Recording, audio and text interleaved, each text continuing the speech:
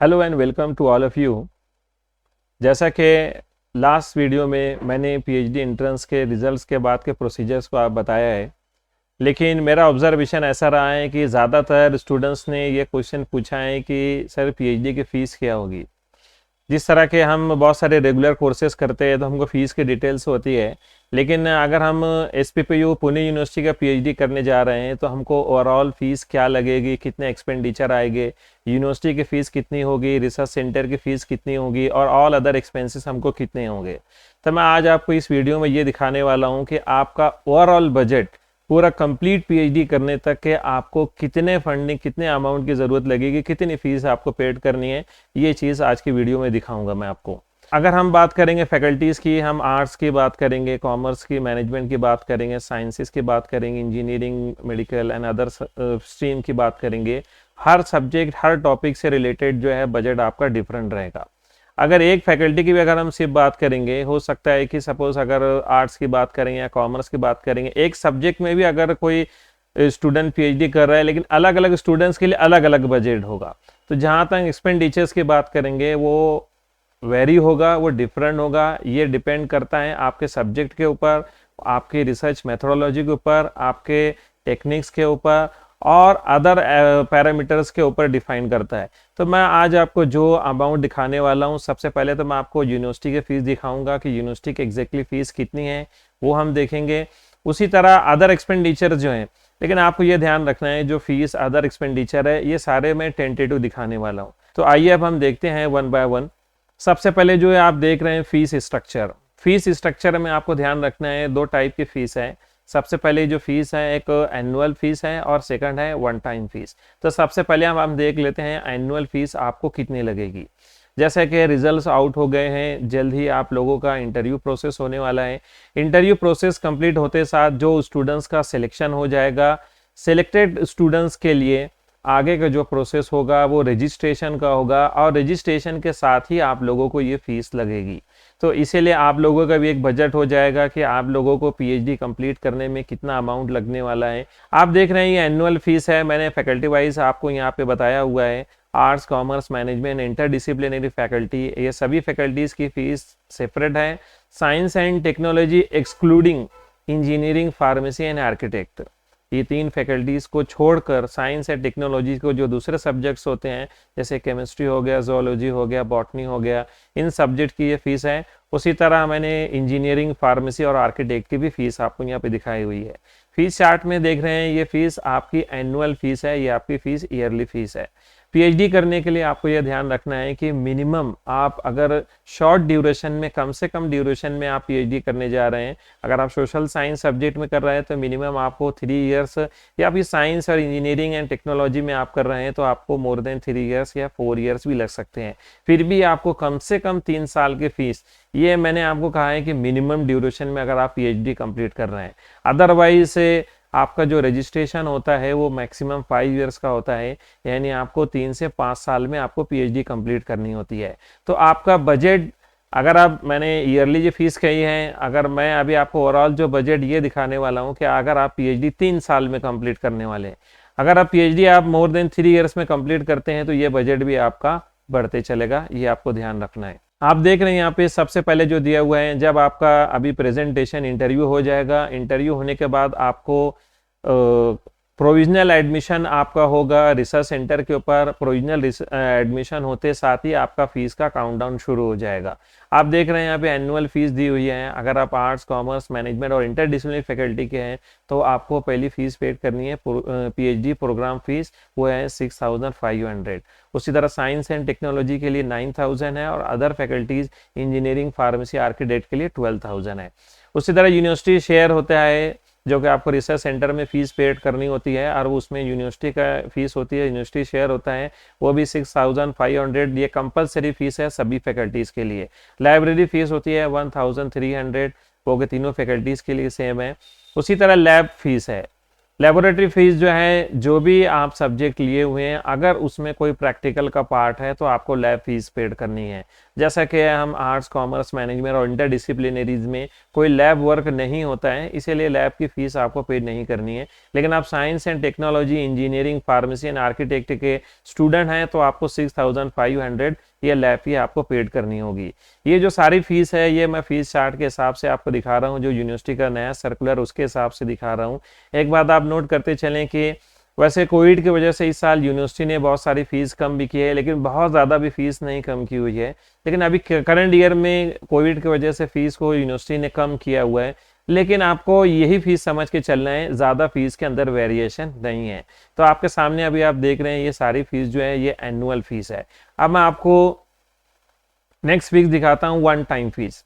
ये सारी फीस आपको इंटायर पीएचडी करने में वन टाइम पेड करनी है। आप देख रहे हैं फैकल्टी वाइज मैंने यहाँ पे उसको बाइफरकेट किया हुआ है। सबसे पहले रजिस्ट्रेशन फीस है, मैंने कहा कि 1300 है। जैसे ही आपका जब प्रेजेंटेशन हो जाएगा और आपका इंटरव्यू में जब सिलेक्शन हो जाएगा तो पहला आपका प्रोविजनल एडमिशन लेने के लिए आपको रजिस्ट्रेशन फीस पेड करनी पड़ेगी, वो है 1300। मैंने कहा कि अभी करंट ईयर के लिए ये 1000 रुपये फीस है, इसीलिए ज़्यादा वेरिएशंस नहीं है पुरानी फीस में नई फीस में।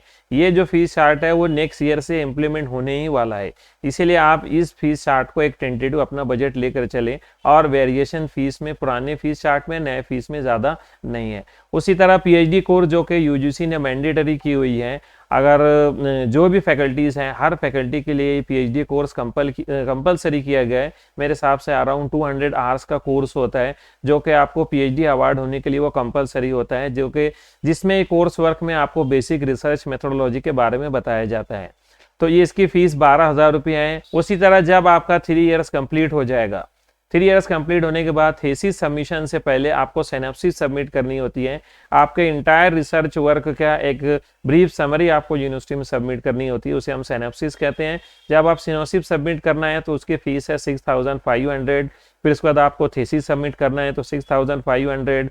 आपका जब वाइवा कंडक्ट होगा आप 1950। उसी तरह पोस्टल चार्जेस वन टाइम है 3250। और अभी यूजीसी ने नया रिवाइज है research and publication ethics course, जो कि 2 क्रेडिट का कोर्स है, वो मैंडेटरी किया हुआ है। ये भी आपके इंटायर ड्यूरेशन में जो आप पीएचडी करने वाले हैं 3 इयर्स में, सिनॉप्सिस सबमिशन से पहले आपको ये कोर्स भी करना कंपलसरी है। आपको पीएचडी कोर्स और research and publication ethics 2 credit का कोर्स, ये दोनों कोर्स करना आपके लिए कंपलसरी है before submission of synopsis. Synopsis submission से पहले आपको ये दोनों कोर्स भी करना होगा। तो ये कोर्स के भी अभी यूनिवर्सिटी ऑफ पुणे ने कंडक्ट की थी, इस टाइम उन्होंने 4000 फीस रखी है। ये हो सकता है कि अगर आप ये नेक्स्ट ईयर कंडक्ट करेंगे तो फीस इसमें चेंजेस हो सकती है, लेकिन करंटली ये इन्होंने फीस इसकी 4000 रखी हुई है।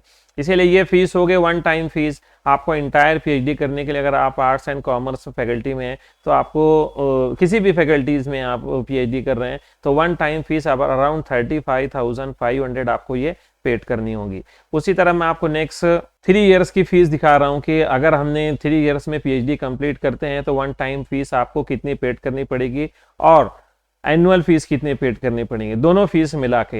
यानी कि अगर आप आर्ट्स, कॉमर्स, मैनेजमेंट और इंटरडिसिप्लिनरी में कर रहे हैं तो अराउंड 78,400 3 साल की ये फीस आपको पेड करनी होगी, जिसमें ये एनुअल फीस भी इंक्लूडेड है और वन टाइम फीस भी इंक्लूडेड है। अगर आप साइंस एंड टेक्नोलॉजी में कर रहे हैं तो आपकी फीस होगी 1,05,400। इंजीनियरिंग, फार्मेसी, आर्किटेक्ट तो वो हो जाएगा 1,14,400। तो ये इंटायर फीस हो गई। ये वो फीस है जो आपको पेड करना ही है, यानी आपको समझ के चलना है कि अराउंड आप देख रहे हैं अगर आर्ट्स कॉमर्स में है तो 78,000 रुपीज़ फीस है। आप डिवाइड कर सकते हैं उसको ईयरली। कुछ फीस मैंने कहा कि जिस तरह रजिस्ट्रेशन फीस आपको स्टार्टिंग में करनी है, लेकिन ज़्यादातर जो फीस दी हुई है वन टाइम वाली जो फीस है, जिस तरह थीसिस सबमिशन हो गया और सिनॉप्सिस सबमिशन हो गया, तो ये आपको 3rd ईयर में ही पेड करनी है। और जो कोर्स वर्क की फीस हो गई, ये आप जब अटेंड करेंगे तब आपको पेड करना है। आप 1st ईयर में भी कोर्स कर सकते हैं, 2nd ईयर में भी कर सकते हैं, 3rd ईयर्स में कर सकते हैं, लेकिन आपको कोर्स वर्क जो वो सिनॉप्सिस सबमिशन से पहले करनी है। तो ये फीस हो गई आपकी ओवरऑल फीस। 3 साल में आपको इतनी फीस पेड करनी है। ये आ गया समरी। अब मैं आपको ये दिखाता हूँ अदर एक्सपेंसेस। मैं आपको ये बताता चलूँ कि जो चीज़ें मैंने सामने बजट आपके सामने रखा है, ये एक टेंटेटिव बजट है, ये ध्यान रखना है। मैं एक अंदाज़न आपको दिखा रहा हूँ कि अराउंड आपका बजट इतना हो सकता है। ये वेरी हो सकता है, चेंज हो सकता है, it that is depend upon your topic, research centre.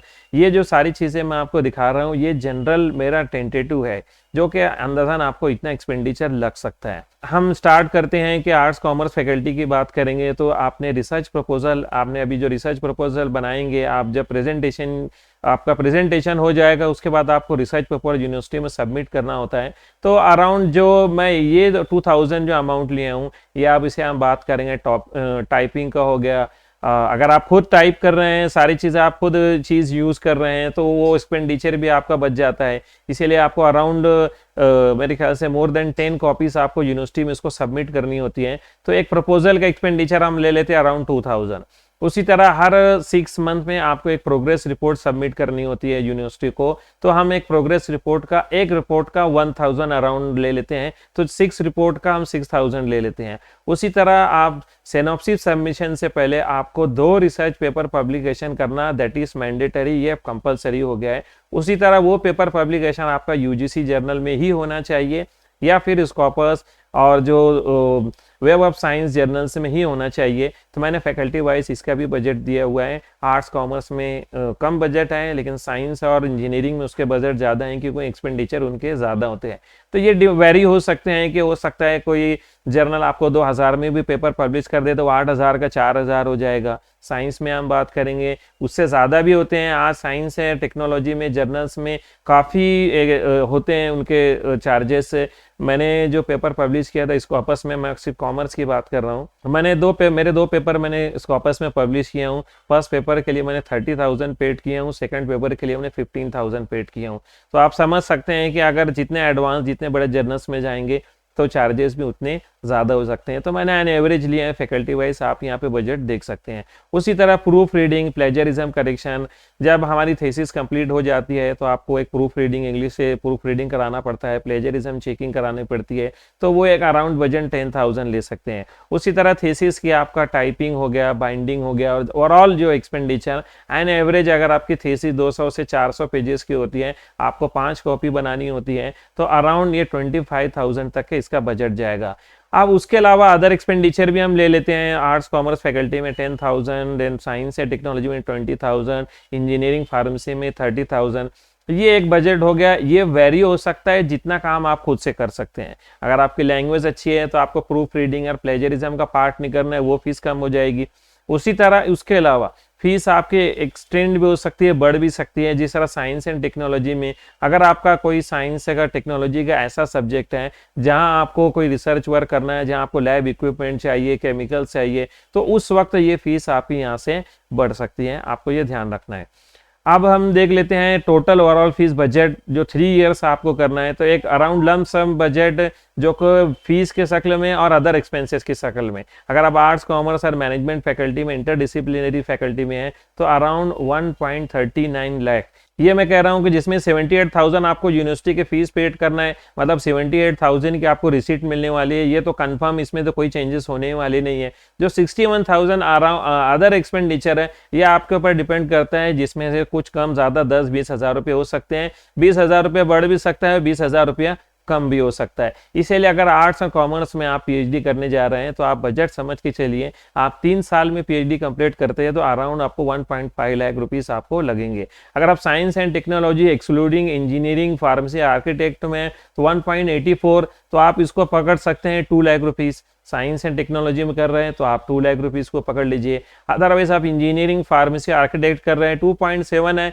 तो आप उसे 2.5, 2.5 लाख या 2.25 लाख तक का भी आप इसको समझ सकती हैं। ये आपका, मैंने आपको बजट बताने की कोशिश की है। इसके अलावा फीस के ताल्लुक से मैं आपको बताता चलूँ, ये यूनिवर्सिटी के सर्कुलर के हिसाब से फीस है, लेकिन कुछ फीस ऐसी होती है कि जो कि रिसर्च सेंटर लेती है, वो मैंने इंक्लूड नहीं किया है। ये रिसर्च सेंटर पे डिपेंड करता है। बहुत से रिसर्च सेंटर फीस नहीं लेते हैं, जो बहुत से रिसर्च सेंटर लेते हैं। जैसे डेवलपमेंट फीस हो गया, अगर आपका कोई टॉपिक ऐसा, आपको कोई इक्विपमेंट चाहिए, आपको बहुत सारे केमिकल चाहिए, उस वक्त वो सारे एक्सपेंडिचर आपको बियर करने पड़ते हैं, इसीलिए वो एक्सपेंडिचर भी ऐड हो सकता है। लेकिन मैंने कहा कि हम जो फिगर आपके सामने दिख रही है, ये अराउंड 20-25,000 से कम ज़्यादा हो सकती है। इसीलिए ये जो फिगर दी हुई, इसमें आप 20-25,000 एडिशन करके ही चलो, तो आपका टेंटेटिव आप बजट आपको यहाँ से आप इजीली समझ सकते हैं। तो वीडियो देखने के लिए थैंक यू मच। मैंने ये ट्राई किया आप लोगों को दिखाने के लिए बजट क्या है और क्या बजट रहने वाला है, तो बहुत सारे स्टूडेंट से भी इसमें आगे वो डिसीजन कर सकते हैं। और जो टॉपिक्स में आपको डिस्कस करना है, जो टॉपिक से रिलेटेड आपको वीडियोस चाहिए पेट से रिलेटेड, तो आप कमेंट बॉक्स में ज़रूर लिखिए। Thank you so much.